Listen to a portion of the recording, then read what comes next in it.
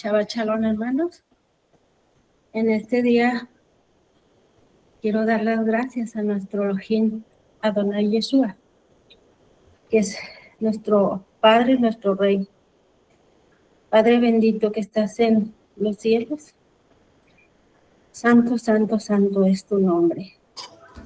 Y hoy nos reunimos, tu pueblo hebreo, para darte gracias y pedirte que nos ayudes a entender,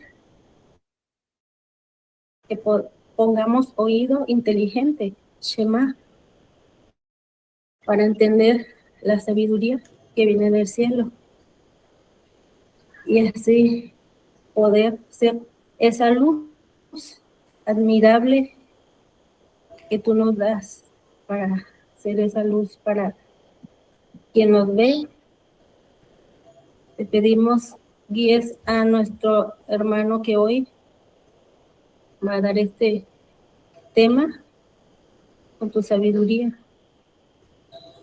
Gracias, nuestro Elohim, Padre y Rey, en tu nombre estamos reunidos. Gracias, bendito Padre Adonai Yeshua, y a tu papá. Amén. Amén. Amén. Amén. Ok, vamos a hacer la oración del Shema.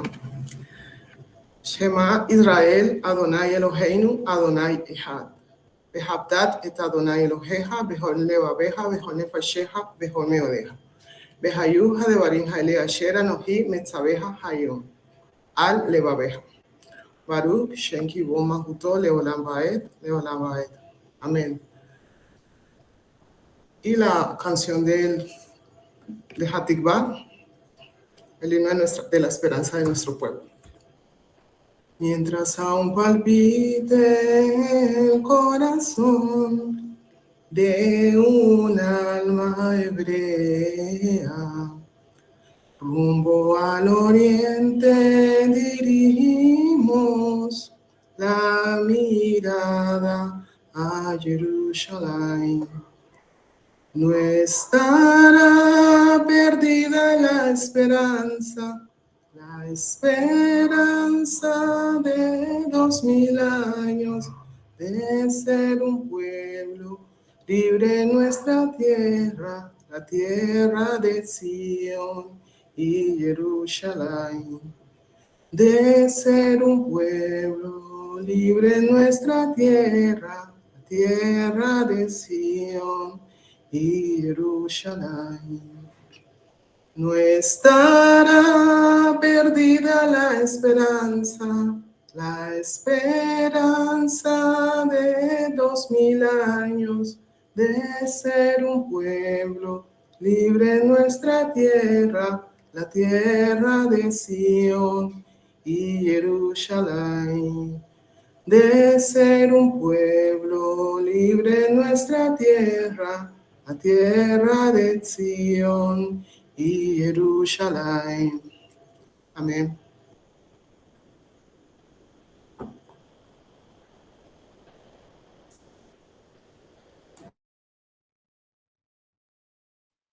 Shalom, hermanos.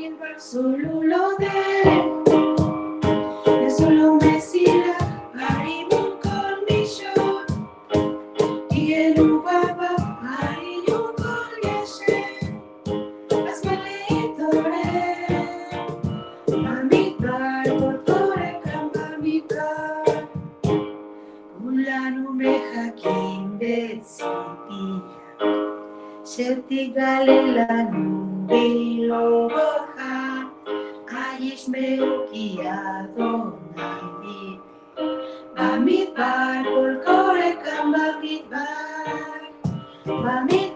קול קורא קם במדבר.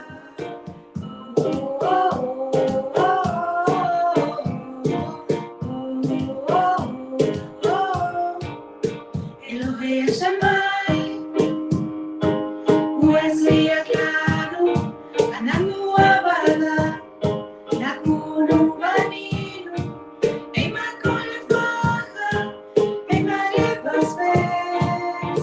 במדבר, קול קורא קם במדבר, הוא לא דרך, יש לו מסירה, הרימו כל מישור, תהיינו בבה, היו כל ישן, אז מה להתעורר?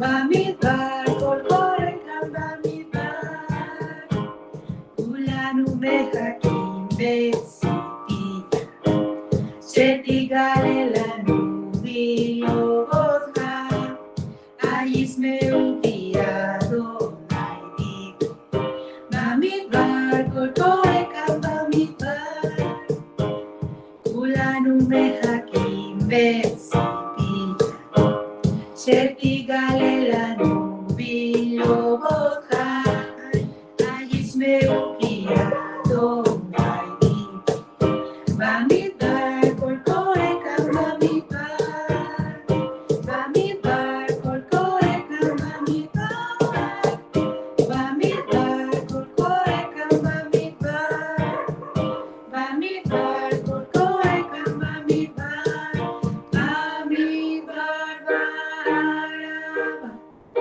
בהרים ובשפלה, קול קורא גם בימיים, כל מלך השממה, בבתים וברחובות, בימים ובלילות,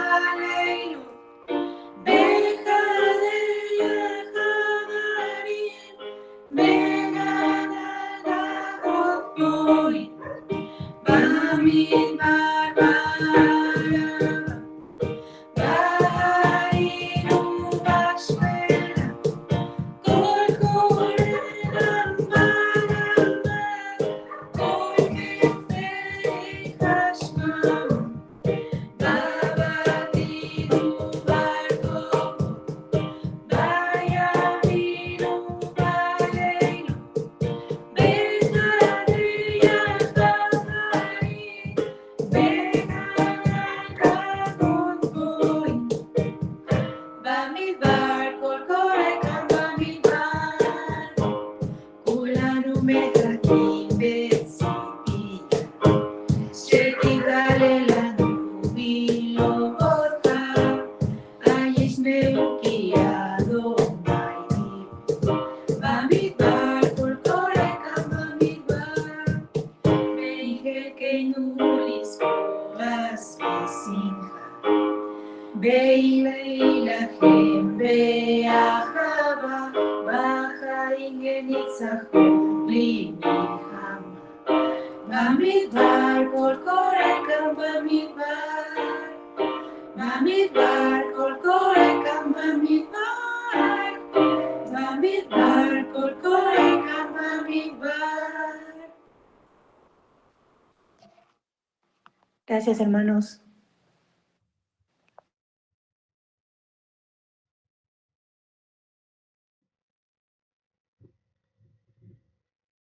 Bueno, shalom. Shalom a todos y bienvenidos a este estudio. Sea que la bendición del Elohim de Israel, como pidió la hermanita en Alida en la oración, nos brinde comprensión a todos los que escuchamos, todo lo que estamos presentes y escuchamos este estudio que vamos a tener en este día, y también a aquellos que van a escuchar cuando Él le brindará la ocasión de que lo escuche mediante el YouTube o Facebook por donde lo compartimos. Letra Samej. ¿Quién recuerda cuál es el sentido, qué revela su sentido pictográfico? la consonante hebrea Samej. ¿Qué representa? ¿Qué indica? Columna, Columna. apoyo, Columna, apoyo. ¿Qué más? apoyo, La columna vertebral. Una columna vertebral. También una cerca, ¿no? Es un círculo. ayuda, También un círculo. Es un círculo, sí. Protección. ¿Qué más? Hay algunos significados más. ayuda. Y Ayuda. hay otro más. También división entre lo que está afuera con lo que está dentro. Este es het, que es cerca. Soporte. También soporte, ¿no? Los que trabajan en construcción. ¿Qué hace para sustentar un forjado? Pilar, un pilar. Un pilar. Refuerzo. Hoy vamos a estudiar algo que suena raro, que puede sonar raro, que se llama los sustentos, lo pongo en plural, de la emuná. ¿Qué es la emuná? ¿Qué es la emuná? Confianza plena en el Elohim de Israel. Confianza, ¿qué más? ¿Quién dijo que no se entendió? Fe activa. ¿Ser? Fe activa. Ah, fe activa. Fe activa. Claro. Antes, en otra ocasión, hemos aprendido que la palabra hebrea emuná, aunque se suele traducir con fe, esta traducción revela la parte más superficial del sentido que expresa este término hebreo emuná. La emuná no solo es creer, sino que es una acción basada en un conocimiento que antes que sea aceptado por mera creencia, es probado como algo en cual se puede confiar plenamente. Hoy vamos a ver que la emuná, aunque se edifica sobre una base sólida, es más efectiva cuando tiene algo más para sustentarse. ¿Vale? El segundo título de este estudio es el siguiente: vencer a Amalek, para continuar, digamos, con la parte 5 de este tema, que se relaciona con el contexto y con la historia de la guerra que se dio en Refidim. Vencer a Amalek con la espada en la mano y con las manos en lo alto. Solo es un título. No son estos los sustentos de la emuná. Pero el título o el subtítulo tiene su relevancia. Una construcción, los que se dedican a la construcción o los que observaron, tienen un poquito más ideas sobre lo que estoy diciendo. Una construcción puede ser elevada sobre un solo pilar. Hay construcción que se edifica encima de un solo pilar. Encima de un árbol se puede construir una casa, por ejemplo. Pero no es sabio dejar toda una carga sobre un solo sustento. Eso hablando desde la perspectiva de construcción. Yo soy constructor en general. Renovador, reformador, restaurador, bueno, lo que tiene que ver con ese sector de la construcción. Entonces, no es sabio dejar todo una construcción que descanse o que se sustenta solo sobre un solo pilar. Esto cuando se tiene la intención de que dicha construcción sea duradera.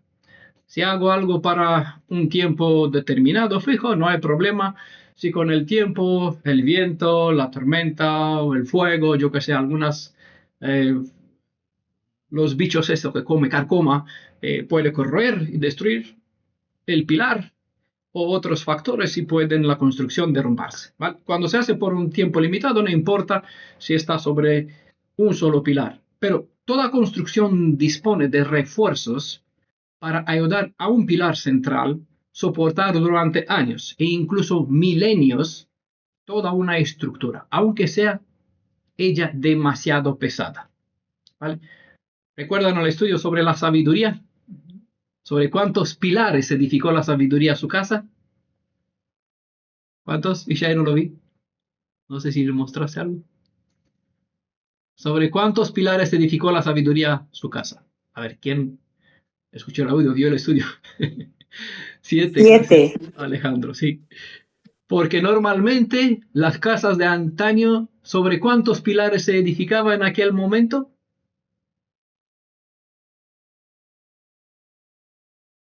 Cuatro no. Sobre 3 pilares. Bueno, vean el detalle que está en el estudio La sabiduría de Adonai. Bueno, un constructor. Ese es el término que se diría un masón. El término masón significa constructor de puentes.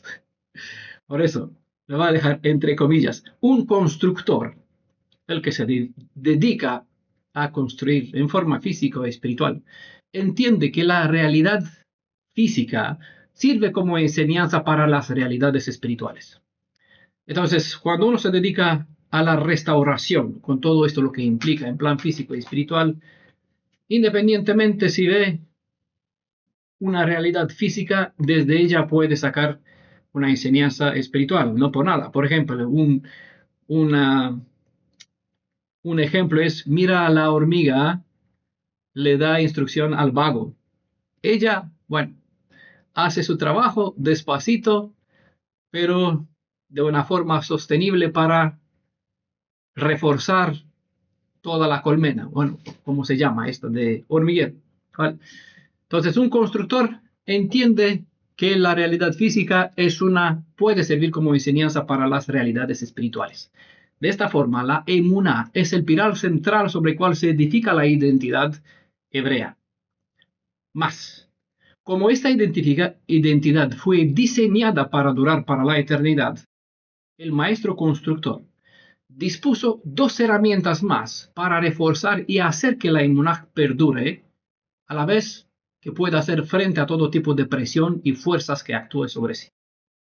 ¿Vale? Ya que estamos desde esta perspectiva espiritual, no estamos hablando de una obra que tiene lugar para un momento determinado que es hoy día. ¿Vale? Entonces no importa el mañana. Estamos hablando de algo que tiene que durar por 7.000 años. ¿Vale? Entonces tenemos en las escrituras herramientas y evidencias que nos ayudan a comprender en qué consiste el soporte de la emuná y cómo eso nos puede servir a nosotros como armas para poder llevar esta lucha milenial en contra del Amalek, con lo que hemos explicado en el Shabbat anterior que esto representa. Sobre el nombre Amalek ya hemos dedicado otros 2 temas, ¿vale? Así que hoy ya pasamos del nombre físico, es decir, ya no voy a explicar más sobre esto porque ya lo tenemos bastante claro. Sobre el nombre físico de este pueblo, vamos a pasar del nombre físico al sentido metafórico o profético, hacia el cual apunta este nombre destinado a una destrucción eterna.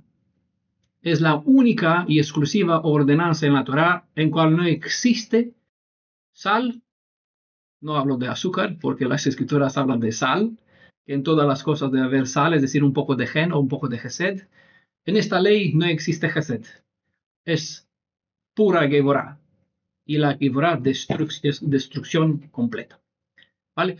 Las 2 expresiones que mencioné en el subtítulo, espada en la mano y los manos levantados, indica que esta guerra, en primer lugar, se debe seguir llevando tanto en forma física, que implica una acción física, obviamente, en cual efectivamente debemos esforzarnos. Y no me refiero al hecho de coger una espada e ir por aquí buscando a la descendencia de Amalek. ¿Entendemos? Eso lo expliqué en la vez pasada, porque no se trata de la descendencia literal, sino que hay un enemigo contra el cual no podemos luchar sola con la fe.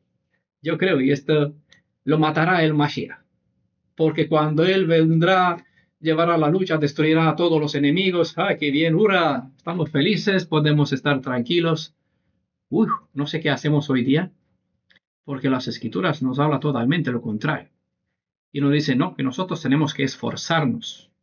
Por lo tanto, el concepto de la gracia que se comentó en el tema del día, nada que ver con el asunto, porque todo lo contrario nos enseña las escrituras, como vamos a ver. Y en esta ocasión, que ya no es la única, he perdido la cuenta.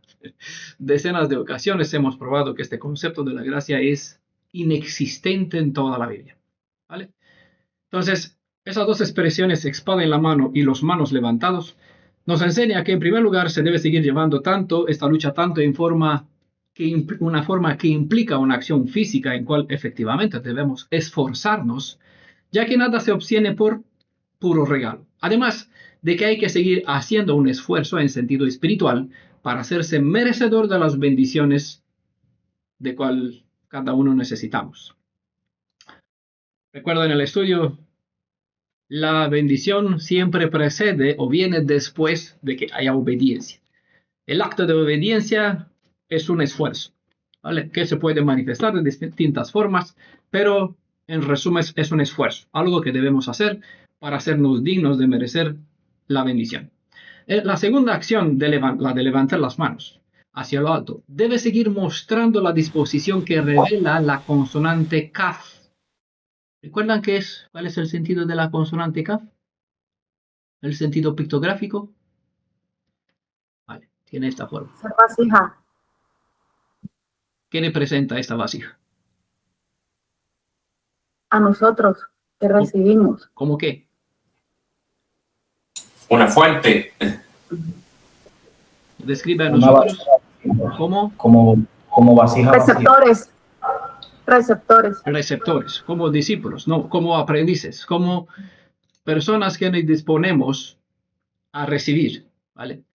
Entonces, la acción de levantar las manos hacia el alto debe seguir mostrando, es decir, se debe hacer mostrando la disposición que revela la consonante kaf y la consonante nun. Ya, se adelantó. No, lo que refleja la consonante nun, una persona que está de rodillas con la cabeza agachada, símbolo de la unidad. ¿Por qué? Porque de la misma forma como la letra kaf viene de la palabra koach. ¿Sabe alguien que representa o recuerda lo que representa esta palabra koach?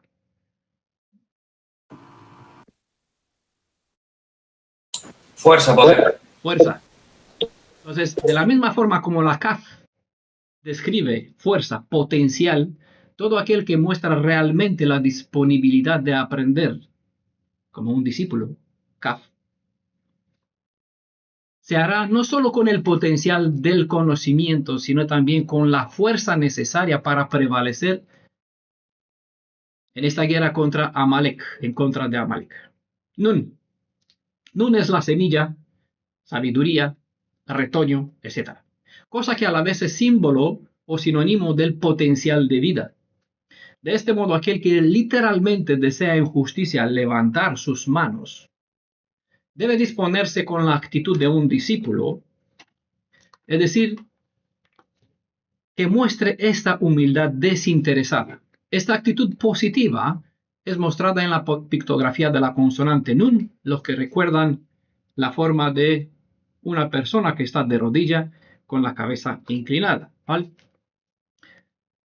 Para pasar a un proceso que hace que uno transite desde nun normal a nun sofit, para ponerse en posición recta, aunque todavía mantiene la humildad, ¿vale? Con esta disposición, cuando es correcta, porque siempre hay un lado negativo, uno se dice una falsa humildad. Por eso digo, con esta disposición, cuando es correcta, uno se dispone a ser elevado para ser honrado, como se dice en 1 Samuel capítulo 2, verso 8, con el título de príncipe. ¿Vale? Para cuando buscarán la cita, sé que no lo buscan ahora, no acostumbra a mirar, por eso se le va a decir.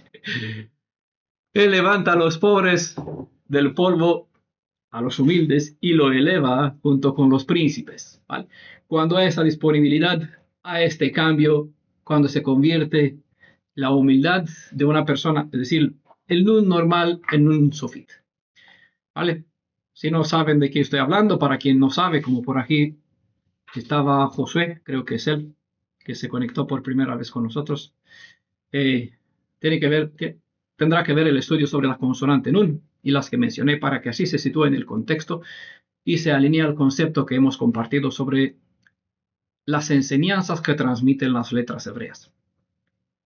Recuerden que las manos levantadas es una expresión de victoria.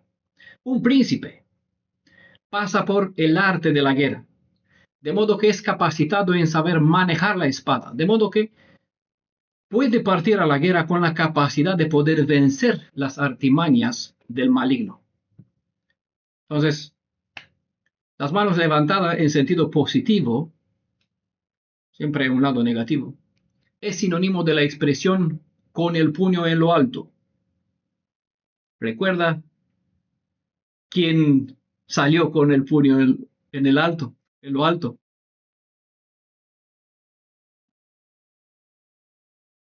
No estabas presente. Hemos hablado sobre esto en otro estudio.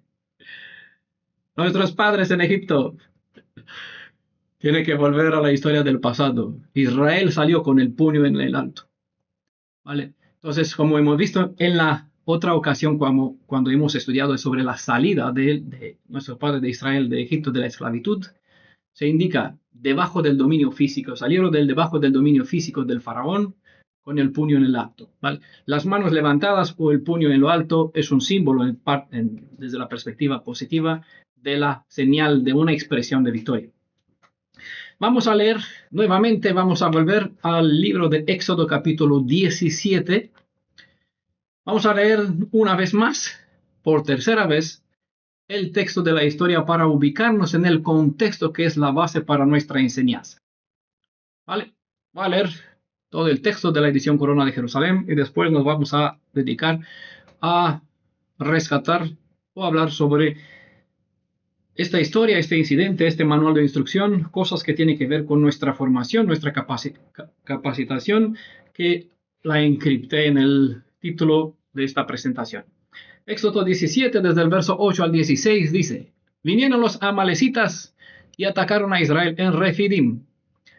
Moisés dijo a Josué: Elígete algunos hombres y sal mañana a combatir contra Amalec. Yo me pondré en la cima del monte con el cayado de Elohim en mi mano. Josué cumplió las órdenes de Moisés y salió a combatir contra Amalec. Mientras tanto, Moisés, Aarón y Hur subieron a la cima del monte. Y sucedió que mientras Moisés tenía alzadas las manos, prevalecía Israel, pero cuando las bajaba, prevalecía Amalec. Se le cansaron las manos de Moisés, y entonces ellos tomaron una piedra y se la pusieron debajo. Él se sentó sobre ella, mientras Aarón y Hur le sostenían las manos, uno a un lado y el otro al otro lado. Y así resistieron sus manos hasta la puesta del sol. Josué derrotó a Amalec y a su pueblo a filo de espada. Adonai dijo a Moisés: Escribe esto en un libro para que sirva de recuerdo y haz saber a Josué que yo borraré por completo la memoria de Amalec de debajo de los cielos. Después edificó Moisés un altar al que puso por nombre Adonai Nissi, diciendo: la bandera de Adonai en la mano. Adonai está en guerra con Amalec de generación en generación. ¿Vale? Ese es el texto, Éxodo 17, desde el verso 8 al 16, conforme a la edición Corona de Jerusalén, que a menudo Josué estoy citando. Por eso, en Reina Valera, aquí hay otros versos, siempre hay este desfase, ¿no? Es importante prestar atención al tiempo en lo que los amalecitas aparecieron. Ellos no llegaron hasta que se dio al pueblo de beber del agua que brotó de la peña. ¿Vale? Es un otro contexto, hemos hablado sobre ellos cuando hemos explicado Éxodo 15, 16 hasta este punto. Eso significa que solo cuando el ruaj de la regeneración, lo que representa el agua viva que salió de la roca, ¿vale? El ruaj es este agua que brotó de la roca, está diciendo Shaul, que la roca es el Mashiach que venía después detrás de Israel, siempre durante la trayectoria hasta la tierra de Canaán, siempre alimentó al pueblo, cuidó y alimentó. ¿Vale? Eso significa que solo cuando el ruaj de la regeneración, cuando el espíritu de la santidad comienza a purificar un alma a fin de disponer un lugar puro en cual habite la presencia del Altísimo, es cuando la carne, es decir, Amalek, empieza a oponerse, como presentaba Shaul en Gálatas capítulo 7, verso 17. Hay un antagonismo entre la fuerza del espíritu y la de la carne. ¿Vale? Esto para el hermano Mauro, que me decía que estudia sobre este asunto. ¿Vale? Tengan en cuenta.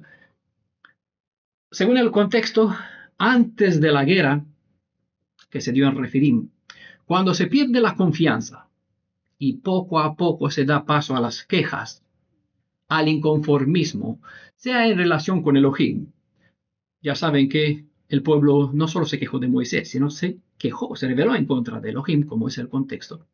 Pero bueno, ya sea que esté en contra de Elohim, ya sea que esté en contra de los dirigentes, el murmullo y un deseo de traición permite la aparición de cualquier tipo de obra del mal llamado Amalek. O es decir, de un no mal llamado, no me refiero que es el nombre mal, sino que el mal que se llama Amalek. Hemos dicho en el estudio anterior que Satán se disfraza o se presenta de dos formas. Como faraón cautiva sobre el cuerpo físico y como Amalek nos mantiene en una cárcel de por dentro. Como sea, faraón y Amalek son dos símbolos de maldad. Por eso dice del mal que se llama Amalek. Mal llamado, ¿no? Aunque el espíritu de Amalek es un espíritu que desea la destrucción del pueblo de Israel, en la actualidad su forma de actuar es diferente de aquella que está presentada en las Escrituras, así como la encontramos en la Biblia. No hay derramamiento de sangre, pero su fin es el mismo: enfrentarse a los hijos de Israel para destruirles espiritualmente y con ello la obra de redención. Es decir, si logra destruir a Israel, destruye el mundo entero. Es decir, quita la oportunidad de salvación a cualquier otro ser humano. Porque no hay redención para este mundo si no hay la restauración de Israel. Por eso es clave, es importante que se regenere, que se restaure a Israel, para que así la redención a través de Israel pase al resto del mundo. Es el ciclo natural o la línea normal a través de cual se brinda la salvación al resto del mundo, ¿vale?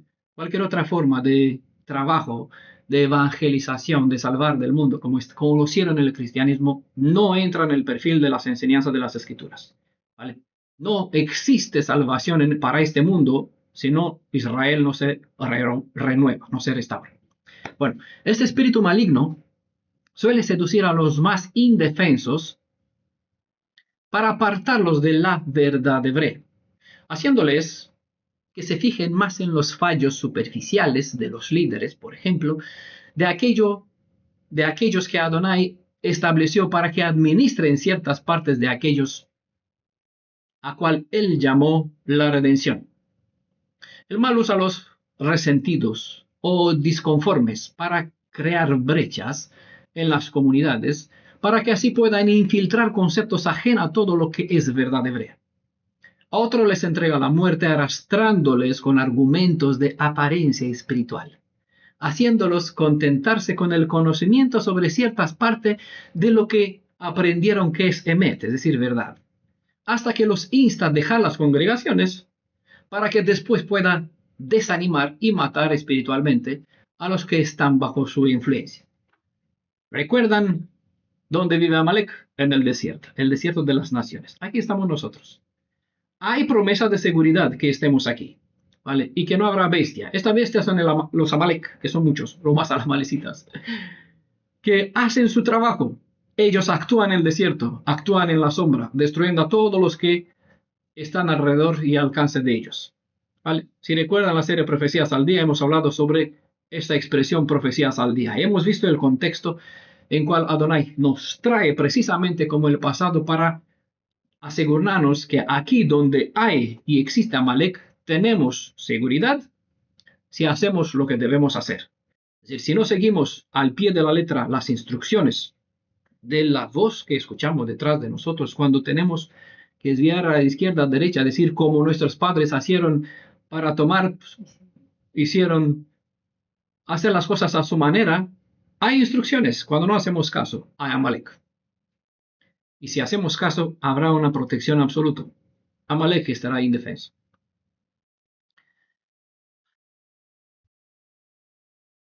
Está escrito en Éxodo capítulo 17, verso 8 y el 9. Vinieron los amalecitas y atacaron a Israel en Refidim. Vimos que el estilo de Amalek no es un ataque frontal, sino uno sutil, cuando no te esperas, por la espalda. Así como suelen infiltrarse las doctrinas ajenas, esta enseñanza, como es esta, de cual se citó hoy día en Gálatas capítulo 1, verso 6, el verso 7. una redención donde trae una redención diferente. Como hoy le expliqué sobre aquello que enseñaba Shaul en Gálatas capítulo 1, versos 6 al 8. Para quien no sabe de lo que estoy hablando, ¿qué es esta redención diferente? Bueno, escuche el audio de hoy. ¿Vieron el texto? Vieron en el texto que las manos de Moisés se cansaron. Y no por nada se quedó registrado que este detalle, porque el maligno sabe que toda guerra, aun sea ella espiritual, llevará a cierto desgaste y por lo tanto cansancio. Él espera en la sombra este momento de debilidad cuando uno quizás se fía un poco y baja la guardia y cuando menos se espera, sin darse cuenta, ya está bajo el filo de la espada del maligno. El faraón o el príncipe de la oscuridad o el maligno que opera como Amalek no quiere que los redimidos alcancen la restauración. La restauración es la que es el resultado o es el beneficio de la redención. De modo que él quiere matar la confianza en las bendiciones que son fruto de la obediencia. Quiere destruir las esperanzas como toda buena imagen que el Redentor comenzó a construir en nuestra vida. Como hebreos, debemos prestar atención y obediencia a la constitución de nuestra nación. Y esta, es decir, la Torá, nos transmite la obligación de recordar lo que nos hizo Amalek. Vimos en el estudio del Shabbat anterior que es un mandamiento en la Torá recordar a Amalek. ¿Vale? Deuteronomio 25, versos 17 al 19 es lo que hemos estudiado. Y eso significa que debemos estar conscientes de las fuerzas destructivas que nos rodean y que pueden infiltrarse en nuestra conciencia si no estamos vigilantes. La conciencia es la capacidad de percibir y comprender las cosas. El principal propósito de Amalek es destruir todo lo que es bueno y significativo en nuestra vida. Como el maligno sabe que hay un puente entre el conocimiento y el hacer, conocimiento es decir, entre lo que sabemos, y la acción, que es el cómo vivimos, él trata de destruir este puente de conexión a fin de fragmentar nuestra realidad en partes que puede manipularlas con más facilidad. La conciencia nos permite vivir de acuerdo con principios éticos y morales. Con destruir la conexión entre el conocimiento y el actuar, el maligno está en posición de poder sembrar la discordia y la desesperanza. Vale. Y todos los demás males. Con el destruir de la conciencia, él sabe que estamos propensos a hundirnos en la falta de esperanza por una perspectiva diferente. Es decir, no tenemos una perspectiva diferente. Por eso quedamos en la desesperación. Amalek, ¿qué está haciendo? Disminuye la firmeza y la fidelidad. Enfría el corazón, lo que revela la gematría. No se puede esperar un actuar ético cuando se carece de una conciencia que guíe las buenas acciones. Esta es una de las razones por las que Amalek es tan peligroso. Al cortar el puente de la conciencia, también destruye la base sobre la cual se construye la ética. Sin esta base, el individuo queda a merced de sus impulsos destructivos, sin ninguna brújula moral que la guíe. Verso 8, verso 9, Éxodo 17 dice: vinieron los amalecitas y atacaron a Israel en Refidim. Moshe dijo a Yehoshua: elígete algunos hombres y sal mañana a combatir contra Amalek. Yo me pondré en la cima del monte con el cayado de Elohim en mi mano. Al tratarse de una guerra que dura de generación en generación, como dice el último verso, el verso 16, entendemos que el ataque a nuestro pueblo, además de ser un acto de agresión física, fue un intento de destruir el espíritu y la moral del pueblo en general hablando, no solo para aquel momento. Es para todas las épocas. Con esta perspectiva entendemos que la intención de la fuerza maligna, del maligno, más que ser una acción externa, es una de orden interna y trata sobre una fuerza que todos llevamos adentro. Una fuerza que debemos aprender a reconocer y combatir. Si eres un alma hebrea, entonces no estás solo, eres parte de un pueblo. Y Amalek no solo procura destruir un alma hebrea, sino que a todo el pueblo de Israel. Con esta, recuerdan, Hamán, sí, esa fue la intención, destruir a todos los, pensando que los judíos que estaban entonces bajo el imperio persa, si lograba destruirlos a todos, ya acabaría con Israel. Con esta perspectiva, con esta intención de su corazón, cuando uno sabe que no se trata solo de lo que le sucede a él, sino porque al ser hebreo forma parte de un cuerpo, y que el Amalek o el maligno quiere destruir el pueblo como un entero.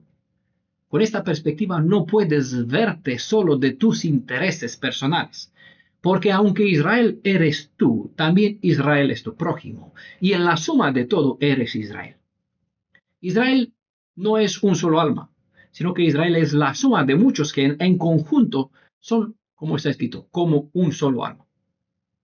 De este modo, no te debe importar en contra de quién lucha Amalek, porque a fin de cuentas, este ataca a Israel independientemente en contra de cuál alma individual o colectiva arremate.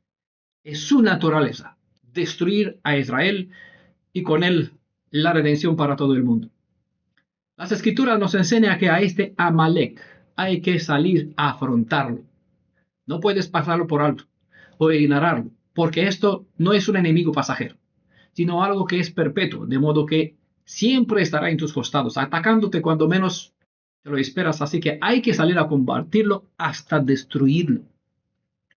Contra Amalek hay que juntar, como está escrito, algunos hombres.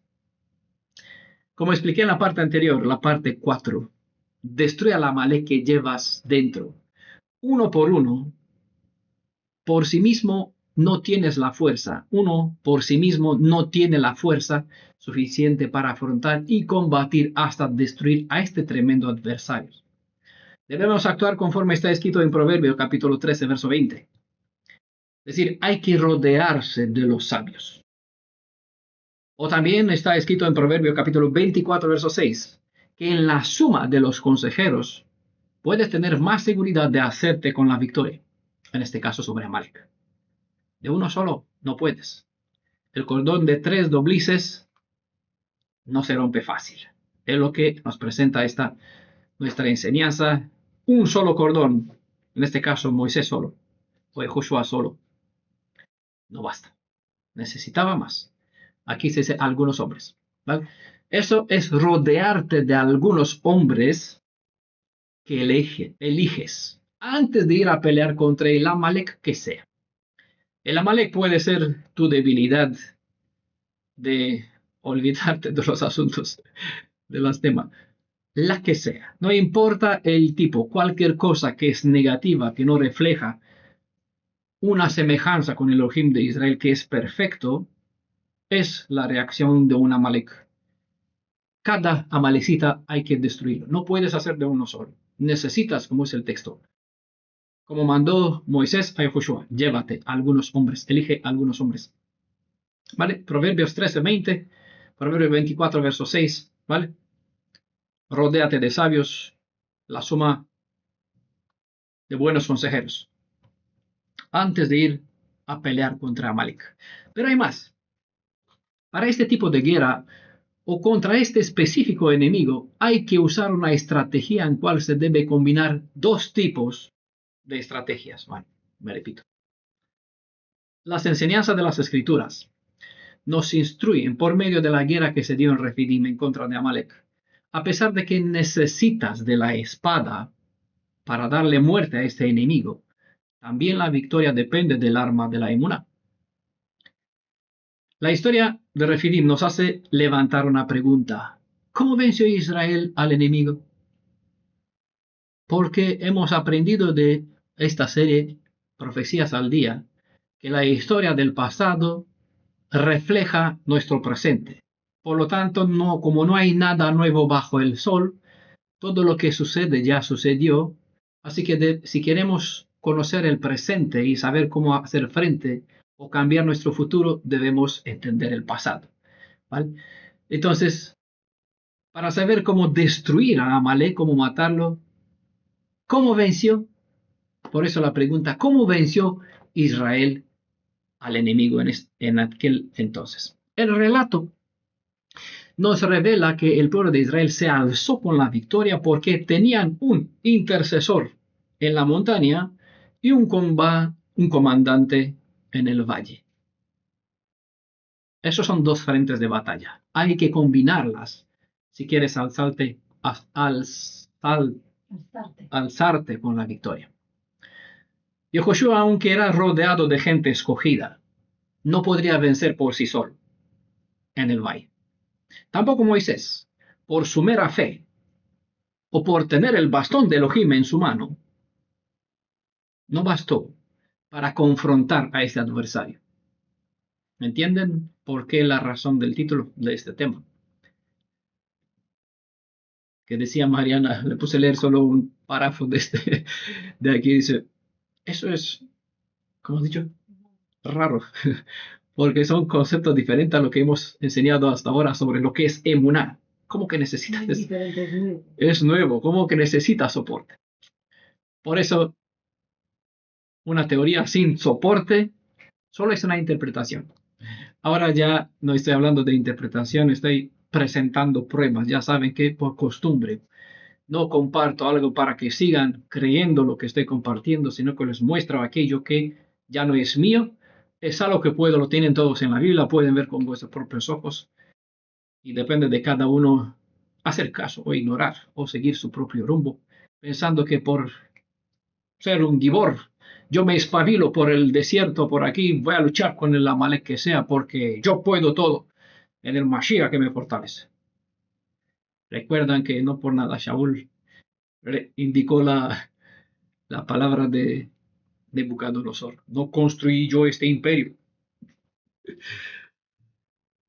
Por eso dijo Shaul, ten cuidado que después, no sea que después de compartir a otros, tú mismo caigas. Entonces, por eso tenemos que edificar sobre el fundamento del Tanaj, para que así tengamos mayor comprensión sobre aquello que se quiso decir en los escritos de los apóstoles, a fin de sacar el mejor conocimiento y ayuda idónea para lo que necesitamos. ¿Vale?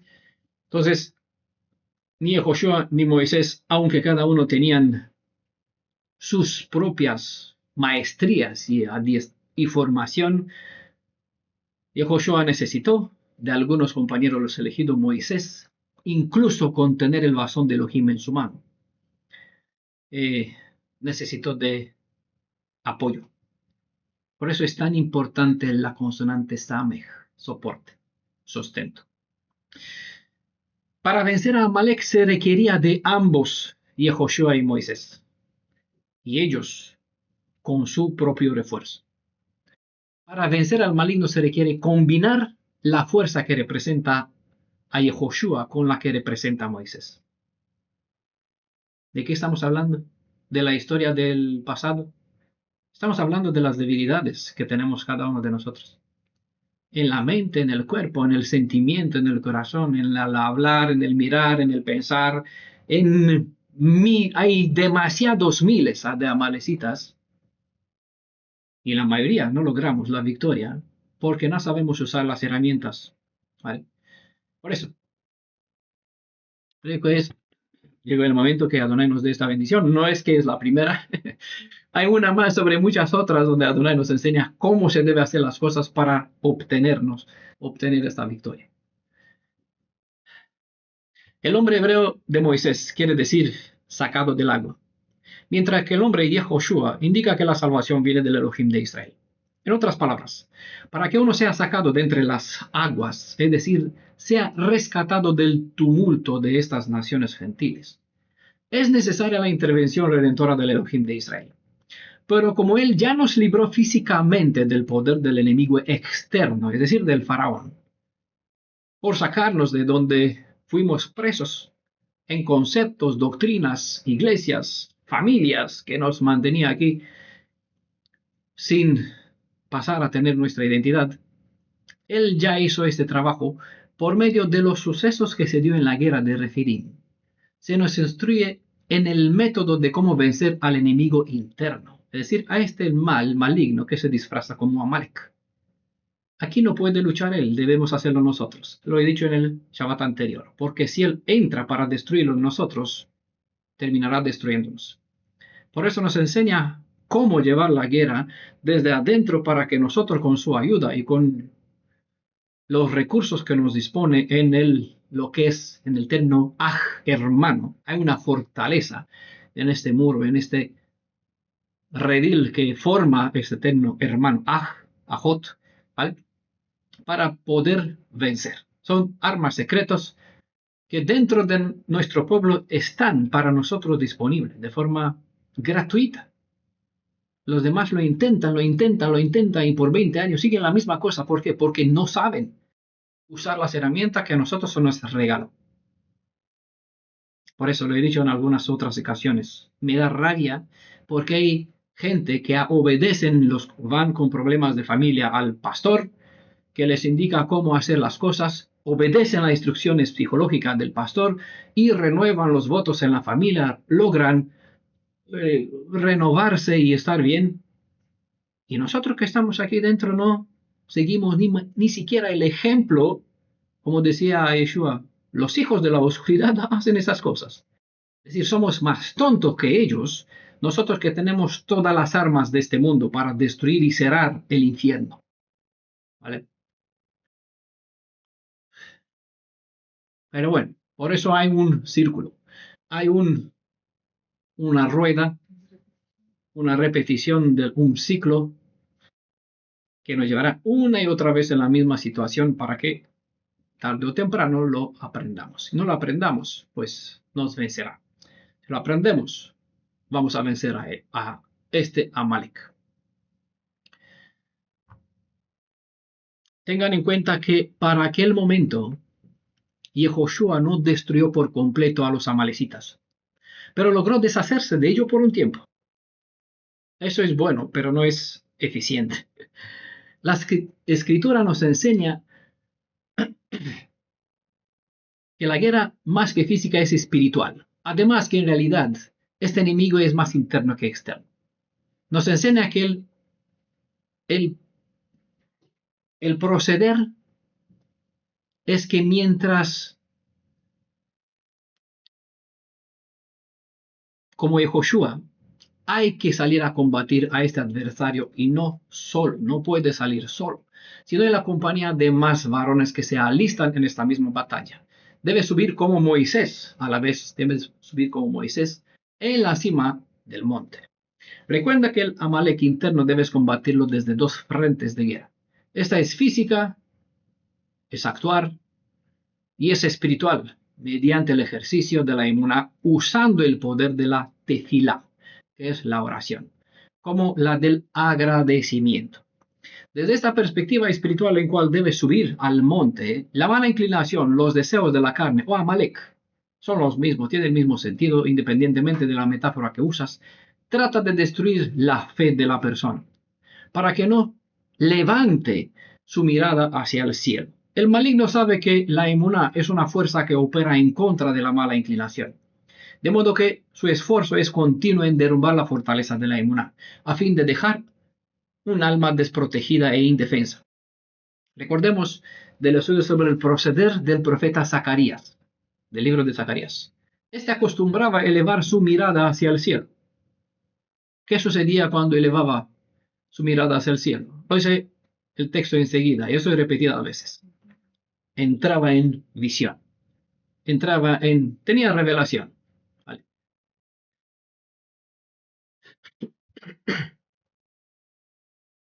Lo que hace el mal es forzarnos lo contrario. En lugar de mirar hacia lo alto, es mirar hacia abajo. ¿Qué ve uno cuando ve abajo? Problemas, nada bueno, desesperación, te ves rodeado por enemigos, decepción.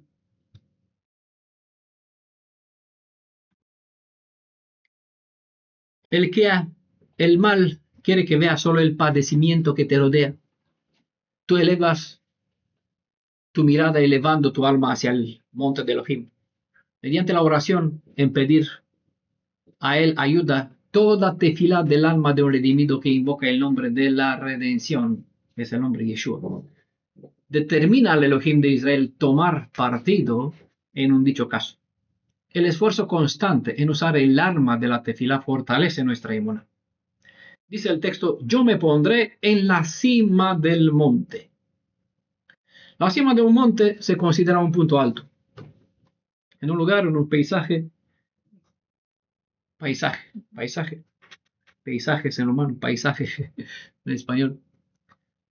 Un punto alto en un paisaje, una cima de una montaña es un punto alto en un paisaje de donde se puede contemplar el entorno, así como se indica en Números capítulo 23, verso 28. Si recuerdan la historia de Balaam y Balac. Balac llamó, ven para acá, ven a este lugar, para que veas mejor. Eso es en una colina, una cima del monte, para que veas mejor, tengas más perspectiva. Entonces, subir la montaña es disponerte en una postura en cual adquieres perspectiva sobre la situación en cual te sitúa un ataque amalecita o un cierto problema. Y póngale el nombre que sea. Tenemos, creo que, decenas al día, ¿no? Entonces, elevarte, como dice, sobre una colina es adquirir perspectiva, es la capacitación que te da las escrituras para adquirir perspectiva sobre esta situación maligna en cual te sitúa este ataque de Amalek. La visión o la perspectiva sobre un problema te brinda potencial en saber cómo afrontar una dicha situación. Hay un sentido negativo en cual la expresión subir en la cima del monte puede ser usado por Amalek en tu contra. Y para esto traigo el dicho que dice, no subas la montaña para que el mundo pueda verte, sino para que tú puedas ver el mundo. Recuerda que el maligno quiso ser alzado. La montaña es un símbolo de estabilidad, por lo general. Seguridad. Y esto a su vez es usado como metáfora para describir la fortaleza o la estabilidad que provee para la emuná, la Torah. Cuando uno más profundiza en las instrucciones de la Torah, más se eleva hacia la cima en cual debemos estar en condición perfecta. Como perfecto es el Elohim de Israel que preside desde la cima de Sion, del monte Sion. Un ojo avista el Sion. Es la canción que siempre cantamos. Cuando subes en la cima, debes tener en la mano, ¿qué? El cayado o la vara de Elohim. Hay un problema si subes y no lo tienes. Si subes en la cima sin tener este cayado en la mano, puedes hallarte en la condición en cual el mal buscó subir en la cima del monte de Elohim. Recuerda lo que dijo, se presenta como el príncipe de Tiro. Me subiré sobre el monte de Elohim, seré como Elohim. Todos los demás serán mis súbditos. Es el deseo del maligno. El cayado de Elohim en la mano es un símbolo de la autoridad que te brinda la Torah. Cuando uno se dispone en seguir, como hemos dicho, aprender como una kaf, con la actitud que revela la Nun, la Torah le brinda el respaldo de su justicia. Y quien es clasificado como una persona tzadi, como un justo, una persona con una actitud justa, puede gozar de tener al alcance de su mano el poder de Elohim. O la autoridad que es el resultado del privilegio obtenido como bendición por seguir el camino de la rectificación. Ojo que en este cayado de Moisés. Moisés dejó el imperio de Egipto en una ruina, con este mismo cayado. Ese es el poder que está en el cayado de Elohim que puedes tener en la mano. Es decir, este cayado de Elohim tiene el poder de arruinar el imperio del maligno. Pero estamos hablando de un mero báculo de madera que Moisés como pastor usó para guiar a las ovejas de su suegro. ¿O de qué cayado estamos hablando? No estamos hablando de un trozo de madera, ya que el poder de hacer milagros no consistía en el mero bastón. Eso no era un amuleto, una herramienta mágica, sino en el ejercicio, el poder que se manifestaba bajo esta vara de Elohim que Moisés tenía en su mano. Dependía o se era el resultado del ejercicio de la emuná que usó, o que al usar este bastón de pastor lo reveló. Entonces el bastón solo fue un medio a través del cual se expresó la fortaleza de la confianza en el poder del obrar del Elohim viviente. Si el nombre de Amalek describe todo tipo de rebelión contra el Elohim de Israel, levantar en la mano la vara de Elohim quiere decir que podemos vencer al maligno si estamos sometidos a la autoridad y bajo el gobierno del Elohim de Israel. Levantar en la mano la vara de Elohim es actuar honrando a la Torah, a la autoridad de la Torah, cosa que a la vez implica honrar al Elohim de Israel, como hacer honor a su pueblo Israel. Volviendo al asunto de la cima del monte, en la parte baja, es decir, pasando de la altura del collado y de la parte baja, donde está Yehoshua, es interesante cómo está escrito que Josué cumplió las órdenes de Moisés y salió a combatir contra Amalek. Este detalle lleva su importancia, ya que el acto de cumplir con un encargo es revelado por la acción de salir, en este caso, a combatir. Los detalles de cumplir con salir a combatir es relevante porque a menudo el dicho cumplo, como muchos lo tienen en sus labios, se resume en decir lo entiendo o estoy de acuerdo, me parece bien, y otras expresiones por estilo. Pero del decir hasta el hacer hay un camino que nunca revela una finalidad. Eso es cuando a alguna persona se le indica que, por ejemplo, compartió una imagen que en público que no es buena, es mala. Muchos entienden que no es bueno. Es decir, que ha puesto una foto mala, ¿no? Que contiene un mensaje que no es correcto. Es fácil entenderlo. Muchos entienden que no es bueno, mas no salen a eliminarla por completo, no salen a combatirla, no salen del perfil donde él publicó, no la sacan de aquí, sino que no salen a sacarla por completo de sus almas. Ese es el problema. Razón por cual, al no hacer una rectificación completa del asunto, Amalek regresa con un nuevo intento en cual comete el mismo fallo o uno semejante. Ese es el ciclo de la repetición. Entender, comprender por qué y hacerlo. Si lo haces sin saber por qué, es una teshuvá hecha a media. Es como decir, entendí, pero no actuaste de una forma que lo saques de tu corazón de una vez y para siempre, dando a destrucción al mal o aquella cosa que te impulsó no prestar atención a un asunto. Eso es lo que dijo Yeshua. Corta, pon la hacha a la raíz. Pues yo voy aquí, yo voy el tallo y los frutos y las hojas, bueno, lo voy a cortar, voy a podar un poquito. Bueno, hay una fruta podrida. Bueno, le voy a quitar la fruta, ya está. Pero va a ser otra fruta podrida. ¿Por qué? Porque es un árbol con hojas lleno de gusanos y está podrida en su esencia. Bueno, lo voy a cortar un poquito más. No, hay que sacarlo de la raíz. Es lo que dijo Yeshua. Pon la hacha a la raíz.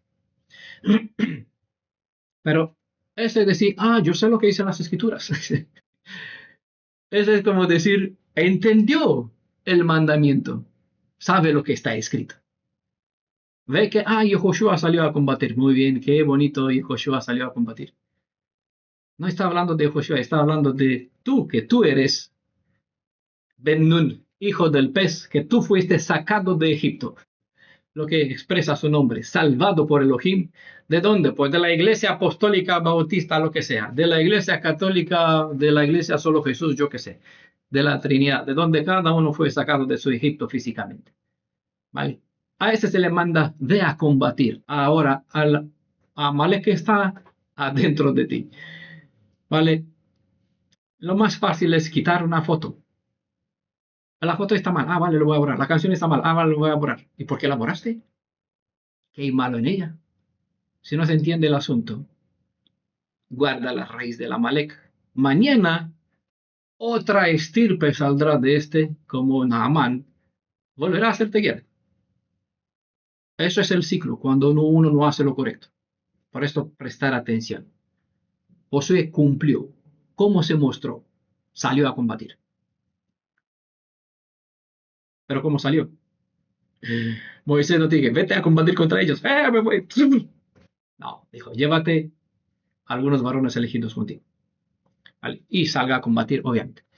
Entonces, Josué cumplió la instrucción de su instructor al seguir y hacer precisamente aquello que se le indicó hacer. Esa es la primera vez en la Biblia cuando aparece el nombre de este personaje que más tarde es identificado como el hijo del varón llamado Nun.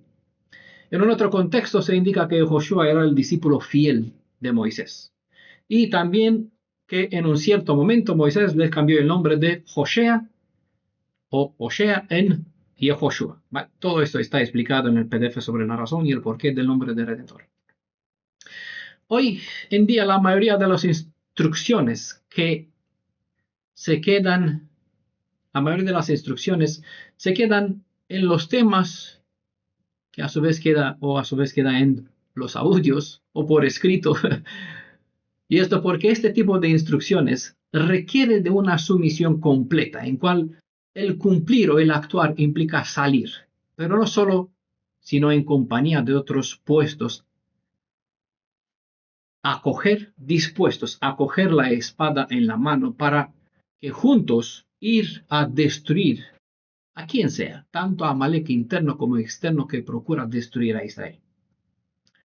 Dice el texto, sucedió que mientras Moisés tenía alzadas las manos, prevalecía Israel. Pero cuando las bajaba, prevalecía Amalek. Creo que todas las traducciones dicen lo mismo. ¿Por qué hago esta mención? Porque casi todas, no digo todas porque no lo sé, digo casi todas las traducciones hablan de las manos. Pero el texto hebreo habla de mano en singular. Debe que cuando se le cansaba, tenía una mano ahí con un palo, se le cansaba una mano, pues cogía el palo con la otra mano, descansaba la otra vez, hasta que en un cierto momento las dos manos se le cansan.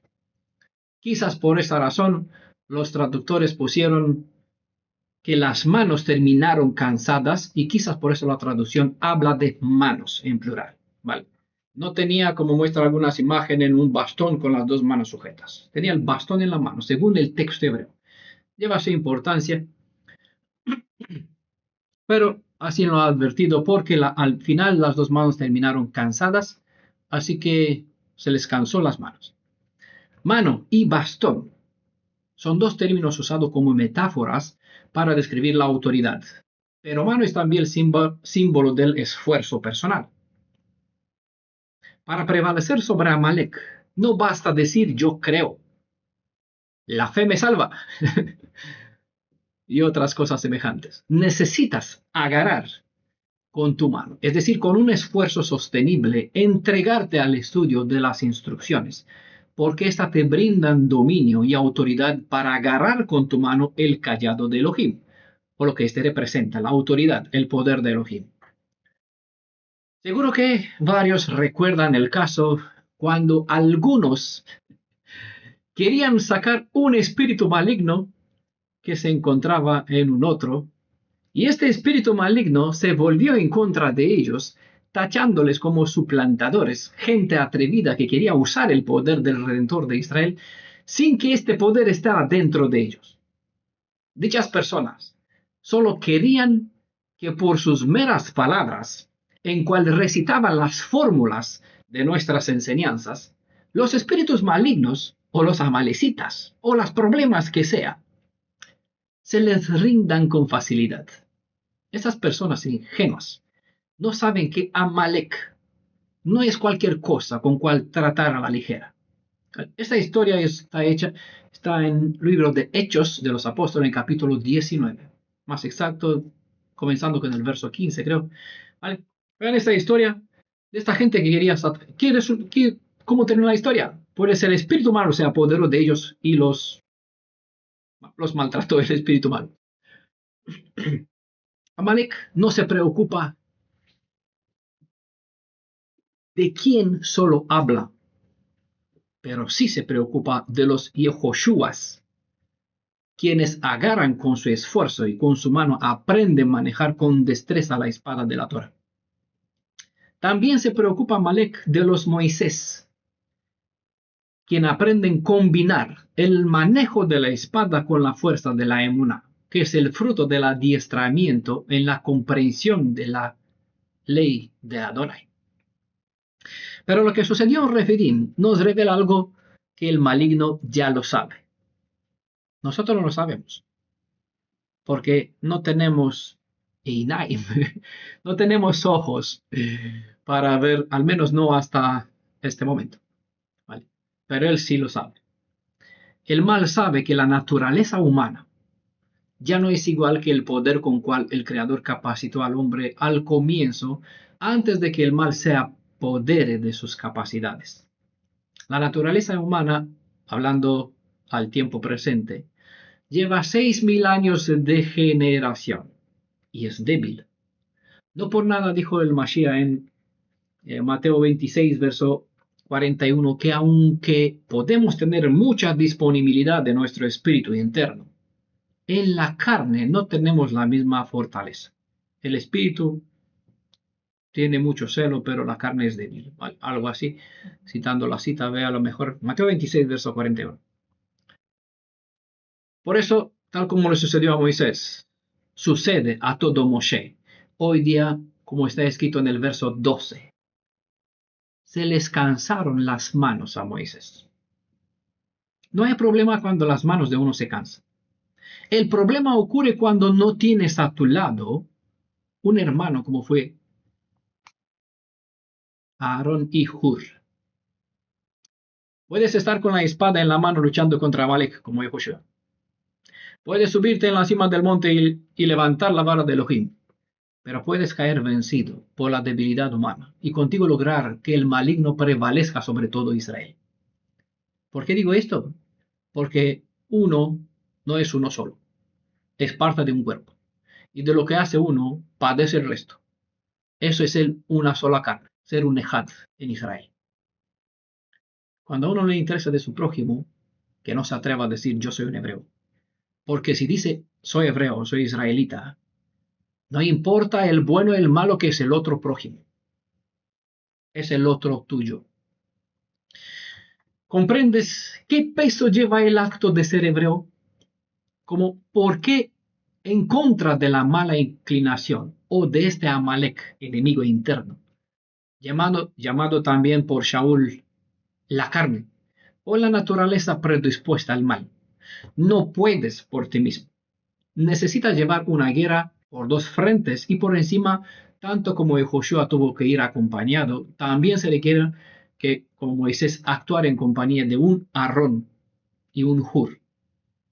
Todos cuantos van por sus propios caminos, haciendo las cosas a su manera, están destinados a ser vencidos, porque Amalek pasa el filo de su espada todo cuanto anda lejos de la suma del cuerpo de Israel, independientemente de la razón por cual se ha alejado. Nadie que no avanza en compañía, aunque desea, aunque dice, con buen deseo, nos vemos en la Nueva Jerusalén. Esto no sucederá. ¿Por qué? Porque Amalek acostumbra a acechar al margen del desierto, atacando a todos cuantos están desprotegidos y a su fácil alcance. No sabe con quién lucha, no saben a qué se predisponen. Creen, yo puedo por la fe, yo porque el Mashiach, yo, palabras. Por algo tenemos las instrucciones aquí. Esta nos instruye, nos revela una realidad que a menudo no somos conscientes de ella. Y tratamos como en mal, como si fuera una cosa cualquiera.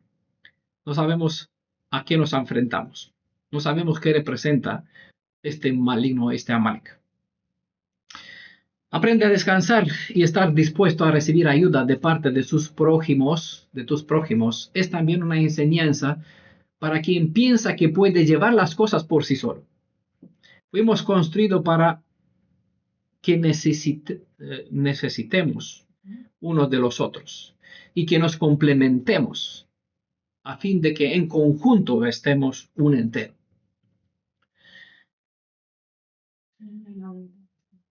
En la unidad está el poder, sí.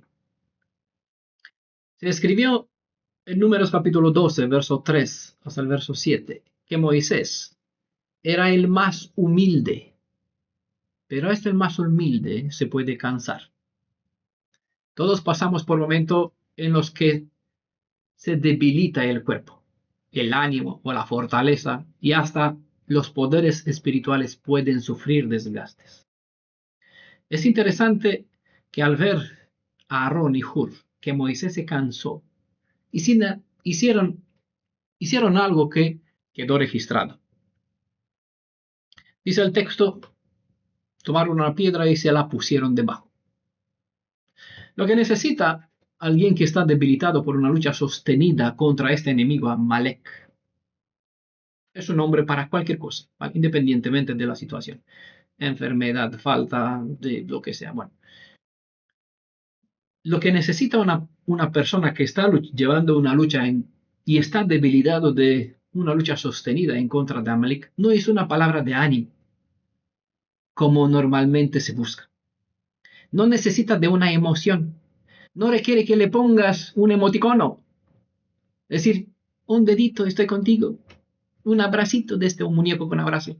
No necesitas invitarlo a salir, tómate un descanso, ve por aquí, ve de vacaciones, ve a un recreo. Necesita que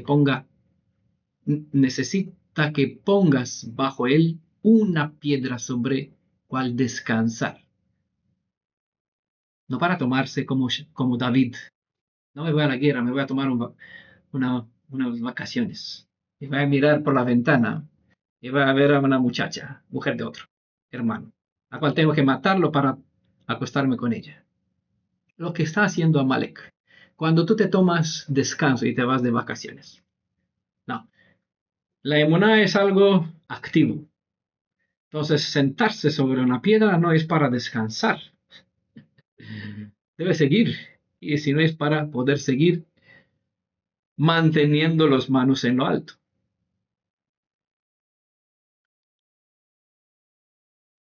Entonces, a una persona que necesita de ánimo, no es decir, te comprendo, qué pena, pobrecito, estoy contigo, te compadezco. Es lo que le gusta normalmente a la naturaleza, que le diga, que la mimes, que la consueles con palabras que básicamente no cambian su realidad. Necesitas que ponga bajo él una piedra sobre cual descansando a la vez, que no se pare de su esfuerzo. Es decir, solo es un sameh. Esta piedra es un soporte, ¿vale? Algo firme, duradero, sobre el cual pueda, aunque descansar, seguir con su esfuerzo, ya que si se toma un respiro, ¿saben lo que sucede? ¿Qué había sucedido si Moisés se había... descanso un poquito, espérate. 5 minutos. Descanso. Amalek prevalecía. Eso. Por lo tanto, Israel es vencido. Porque ¿qué sucedía cuando Amalek prevalecía? Tomaba una caña, dije, es mi turno. Moría gente. Eso es lo que sucede a nivel espiritual. Mueren hermanos de los nuestros. Y nosotros descansamos. No tomo un respiro. No, en esta guerra hay que sentarse para descansar el cuerpo, pero seguir luchando. ¿Sabe qué? Solo hay una piedra sobre la cual podemos sentarnos. Y aunque descansando sobre ella, perseverando a la vez, usando la piedra angular como sostén. Hay una segunda cosa positiva que hicieron estos dos varones, quienes actuaron como sameh, como sostén, para fortalecer el pilar central que a su vez sustenta el esfuerzo de guerra contra Amalek. Dice el texto, Aarón y Hur le sostenían las manos, uno a un lado y otro al otro. Continúa el texto diciendo, así que Así resistieron sus manos, las de Moisés, hasta la puesta del sol. La acción de levantar la mano puede ser un hecho simbólico, a través del cual se indica que Adonai había entregado al enemigo en las manos de Israel. A menudo se necesita, es así, mirar un semejante símbolo para infundir ánimo, que brinda confianza para motivar a alguien a seguir el ataque con vigor y con confianza. Eso es importante. Y Adonai, porque sabe cómo somos y que necesitamos de mirar hacia algo que nos inspire, dejó marcadores. Siempre lo he dicho, queda todavía un tema pendiente. Un centinela en la casa de Israel, parte 4 o 5, ni recuerdo. Hay una parte más. Vale, bueno, ya vamos hacia aquel tema para completar este asunto. Es algo delicado, por mucho tiempo no quise hablar sobre él porque es lo contrario a lo que dice el mucho. No confiar en el brazo de carne. Maldito el hombre que confía en el hombre. Entonces, con este concepto demasiado profundo es difícil compartir este asunto tan importante, pero que es de vitalidad para la salvación de muchos. ¿Vale? Bueno, llegaré a este punto. Esta es una pieza de más para aquel entonces. A menudo, ¿vale? Así es la naturaleza humana y Adonai, como lo sabe, dejó semejante símbolo como mirar hacia Moisés con la mano levantada, que tenía el cayado en la mano, como para tener confianza y motivación para seguir avanzando, atacando hasta matar a Amalek. Quizás al no verlo esta señal, aparece el desánimo, en cual un acto de retiro da ventaja al mal. Aunque se puede reposar sobre la roca que es el Mashiach, quien es la piedra angular, como también sobre cual puedo hallar descanso, hay que dejarse ayudar cuando se nota el cansancio. Basado en esta realidad también, estando en nuestra naturaleza, Yeshua mismo necesitó a Moisés y a Elías. ¿Recuerdan el caso? No podrían entender perfectamente quién le dieron el ánimo a Yeshua para que en su naturaleza siga llevando la lucha para cual vino a ser. Necesitó de Moisés y de Elías, que se presentó delante de él para animarlo, para hacerle samej. Eso está en Mateo capítulo 17, ¿vale? En el contexto, cuando vino Kefa, dijo, oh, bueno, está bien, aquí vamos, tomó iniciativa.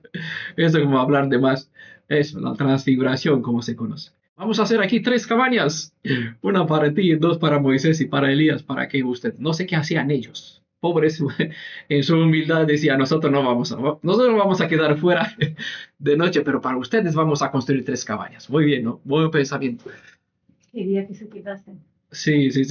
Bueno, tenía buena intención, pero el mal proceder. Por eso le habló, escucharon la voz del padre de Yeshua. Eso es el problema para los unicistas, los unitarios. Si dice que el Mashiach es el mismo Elohim, entonces, ¿quién habló desde el cielo mientras él estaba en la tierra? Tuvo un registro, hizo una grabación y lo activó para que dentro del tiempo, cuando llegue, tenga un play automático y que su voz se escucha. No sé, por aquí tiene que buscar una alternativa para justificar. Ya con la tecnología moderna puedes posponer una grabación para que se reproduzca dentro de 5 años. Aquí pasa en modo automático y está programada. O puede, bueno, mando a distancia esto, remote control. Sí. Bueno, el padre de Yeshua del Mashiach dijo, a ver, tienen el instructor delante. Guarden silencio, pregunten y escuchen y hagan lo que él les dice. Vale, esto, como hemos visto, es la voluntad del Padre de Yeshua, que hagamos caso al Hijo. Cualquier cosa que se nos ocurre, si tomamos iniciativa por la cosa que nos ocurre, entonces ya no somos Kaf, ya no somos Nun. no hay humildad y no hay disponibilidad de aprender. Es que queremos ser lamed cuando no estamos capacitados para eso. Bueno, el error que sucede a menudo. Tiempo después de este suceso que se dio en Mateo 17, en el jardín de los olivos, en Getsemaní, como se conoce, Yeshua pidió a sus más íntimos amigos que le sustente en la oración. Recuerda, quedaos aquí y velen conmigo. Aunque al final se durmieron, no velaron, pero es así. Él entiende la naturaleza humana, por eso quedó registrada este detalle. Que él se debilitó y dos acciones que necesita: ponerle una piedra, no darle un consolito aquí, un corazoncito, ponerle una piedra, una base sólida, no una roca hueca, unas kefas, sino una roca matiza sobre cual descansar mientras le mantienes, le ayudas a mantener sus manos levantadas. Es la acción que se debe hacer correcta. ¿Vale? Por eso Yeshua mismo nos da ejemplo incluso en saber apoyarnos en otros cuando hace falta. Necesitamos de un Aarón y un Hur, amigos, hermanos, que pueden sustentarnos los brazos cuando necesitamos, cuando estamos en necesidad. Conforme Éxodo 24, verso 14, Hur era el ayudante de Moisés. Junto a Aarón y a ellos, decir, Aarón y Moisés eran los ayudantes, como sea, mano derecha, mano izquierda, las manos de Moisés. ¿Vale? Aarón y Hur, sí. A ellos tenía que acudir al pueblo para pedir consejo en la ausencia de Moisés. Es lo que dice Mateo, Éxodo 24, verso 14.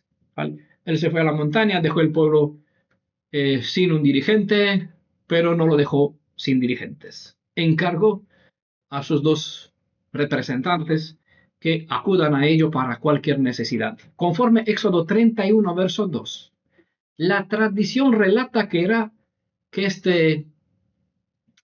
Hur era de la tribu de Yehudá, y quien se convirtió, y este Hur de la tribu de Judá, es quien se convirtió en el esposo de Miriam, hermana de Moisés, y que también él llegó a ser, por lo tanto, el abuelo de Basalel. Este Basalel fue el segundo, uno de dos que fueron maestros artesanos en confeccionar todos los objetos, las telas, para armar el santuario en el desierto. El nombre de Hur es un poco interesante, no hay un sentido explícito, pero conforme Isaías 42, verso 22, donde aparece un uso plural en cual están injertadas las letras de este nombre, ¿vale? Isaías 42, verso 22 está la palabra Be-Bahurim, bueno, está la palabra Hurim básicamente, que es grietas, significa grietas. Y en Esther capítulo 8, verso 12, es donde aparece la palabra Bahur, que se traduce con blanco. Eso en relación al color del lino, ¿vale? No es que el blanco es Labán en hebreo, pero el color del lino blanco se dice Bahur, ¿vale? Entonces aparece como blanco en relación al color del lino. Entonces, la consonante hebrea Het, ¿vale? Este nombre se escribe con Hur, Het, Vav, Resh. ¿Vale? La consonante hebrea Het es una cerca, por lo tanto, cuando estás cercado o acorralado por el mal o por lo que es Hatá, que es un símbolo de la acción del maligno, aunque te encuentras como en una celda, ese es el concepto también del nombre, hay como una fortaleza, una fuerza que puede perforar, abrir una grieta, lo que es Hurim, grietas. Abrir grietas o perforar un agujero en la celda en cual te encuentras aquí acorralado por el mal. Desde esta postura hay que mirar hacia la Vav, porque en ella hay puesta como el clavo la Ot. La Ot es señal. Es la señal de una fuerza que puede convertir tu oscuridad de algo pálido en un blanco resplandeciente, como es el color de ese caso de Bajur, del blanco del lino.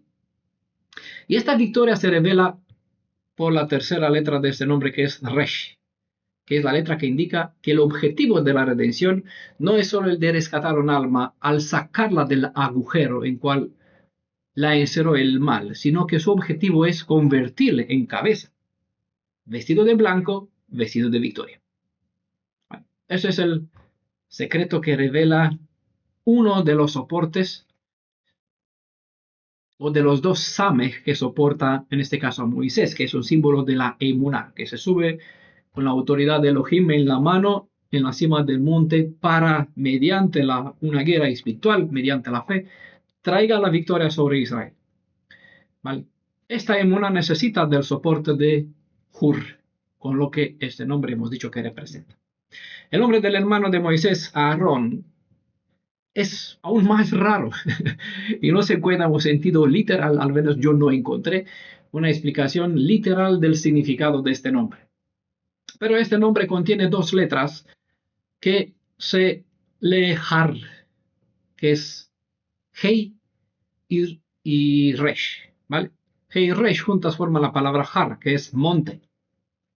Podría ser una forma de nombrar el nombre Aarón. Podría ser una forma de nombrar al mayor, al hermano mayor de Abraham. ¿Vale? Entonces, porque Aarón es el hermano mayor de Moisés, fue llamado como el hermano mayor de Abraham, que es Harán, que nuevamente es una referencia a montaña. Tiene la misma raíz. Hei y Resh.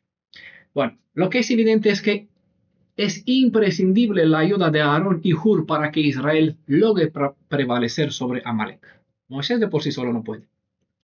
Resumida la enseñanza que se nos brinda en los versos 9 y 16, es que mientras llevamos un frente de batalla en la valle, es decir, en la parte baja, en la realidad terrenal, tenemos en la altura, sobre el monte, una roca sobre la cual, aunque sentados, llevemos esta lucha en contra de las fuerzas espirituales a un nivel espiritual, así como hemos aprendido en el estudio sobre la lucha en contra de las potestades. Es el estudio sobre Efesios capítulo 6. Para los que no lo recuerdo, está por escrito también en audio. Dice Éxodo 17, verso 15, después edificó Moisés un altar al que puso por nombre Adonai Nisi. Cuando levantamos un altar en adoración, lo hacemos por gratitud al nombre del Redentor de Israel y por sus bendiciones. La gratitud es lo contrario a la queja.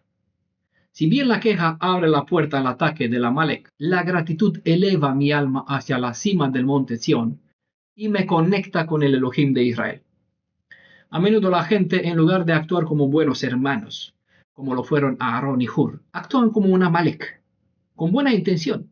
Un Amalek encubierto que en lugar de ayudarte a descansar mientras mantienes tus manos en lo alto, alimenta tu inclinación hacia el negativismo para que así fomentes la queja. No con intención, pero lo hace sin mala intención.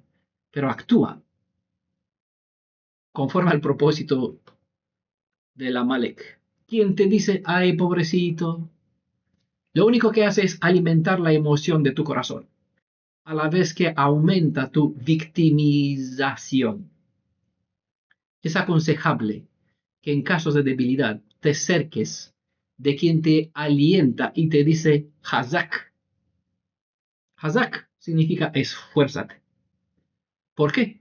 Porque debes esforzarte. No, sino porque no hay nada que no es posible al que se aferra al poder del Elohim de Israel. Ya saben, una de las famosas citas de los escritos de los apóstoles, todo lo puedo en el Mashiach que me fortalece. Es bueno rodearse de personas que te inspiran y te motiva a preservar, en dar cabida a las instrucciones de la Torá, perseverar, ¿no? Y terminar con el espíritu quejoso. La palabra Nisi, o el título Nisi, viene de Nes, que es bandera, asta, señal, insignia. Este nombre es un arma poderosa. El nombre de Adonai Nisi Es una bandera que hay que levantar en cada guerra que nos venga cuando el adversario es Amalek. Adonai Nisi es el nombre que se debe declarar por encima de todo. Santificar el nombre es ponerlo en alto, por encima de cualquier circunstancia. Recordemos que en cada nombre del Elohim de Israel hay un poder específico que debemos invocar en situaciones en cuales se requiere de una bandera específica. No tengo problemas de salud y llamo a Adonai Nisi. Tengo que llamar a Adonai Rafa, Rofe, el que trae sanación. Entonces cada nombre tiene, o Adonai Roí cuando carezco de visión. Me falta el conocimiento. ¿No? A través de Moisés se nos dejó un mensaje para los que tengamos lucha contra Amalek generaciones después de la suya.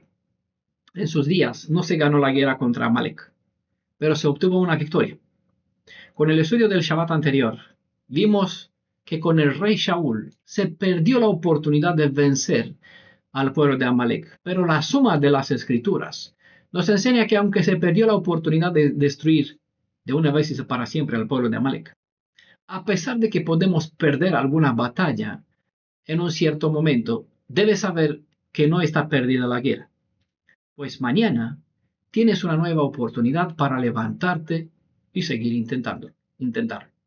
La guerra en contra de Amalek que llevamos dentro no es cosa de una sola jornada, sino que es algo que se debe llevar de generación en generación, de modo que es cosa de toda una vida. Con cada puesta del sol estamos en un corto descanso o entramos en un corto descanso para que con la mañana regresemos al combate. Hay un otro Amalek. Cada puesta de sol quizá hemos vencido un contingente de amalecitas. Mañana llega otro. Y mañana un otro. Por bendición, esta no es una lucha eterna, sino que es una que la tenemos que llevar hasta que logremos aniquilar por completo todo rastro de existencia de la presencia del maligno que hay en nosotros. Por eso es ordenanza, recuerde, para destruirlo por completo. Las herramientas que se nos brindan son medios, es decir, esas herramientas nos brinda la redención. Y estos son medios para poder recuperar la fuerza del dominio, como la reconstrucción del puente de la conciencia con cual podemos unir el conocer con el hacer, acciones con cual a su vez podemos ayudar a la regeneración físico-mental de nuestro ser entero. Cuanto mayor fuerza, fortaleza, mejor saber dónde se halla el resto del linaje de Amalek. Y cuanto más anihilamos esta descendencia del maligno, hablando de los problemas cualquiera en sí, más cerca estaremos de alcanzar la perfección que necesitamos para poder estar en la viva presencia del Elohim de Israel como de su Padre. Una vez que logremos esto, ya entramos en el día octavo, que tanto esperamos esta festividad de Sukkot. Bueno, aquí vamos a dejar el estudio, pues sea Yeshua, nuestro Elohim Redentor, como a su Padre, toda la gratitud por habernos dispuestos, por habernos dado estas herramientas, bueno, tantas ocasiones, tan multitud de herramientas como también 1000 años más para poder erradicar de una vez y para siempre jamás todo rastro de estirpe o de cosa maligna que es un representativo de Amalek. Bueno, voy a dejar el micrófono para las canciones que están al final, si tienen las voces ya preparadas. Ánimo para alabar a nuestro Elohim de Israel, honrar a este pueblo, honrar la Torah.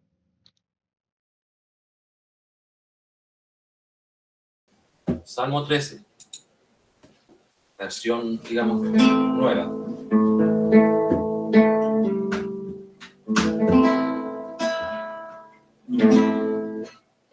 Marca anual.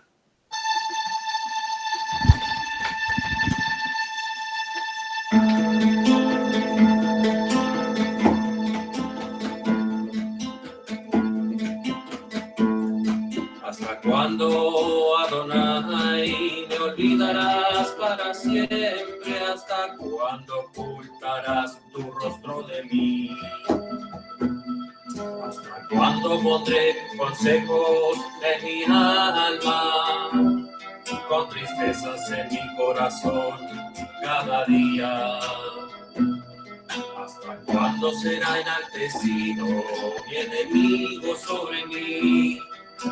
Mira, atiéndeme, oh Adonai, Elohai, alumbra mis ojos para que no duerma de muerte. Para que no diga mi enemigo lo vencí, mis enemigos se alegrarían si yo resbalara. Mas yo en tu misericordia he confiado, mi corazón se alegrará en tu salvación. Cantaré Adonai, me ha hecho bien. Cantaré Adonai, porque me cumplió.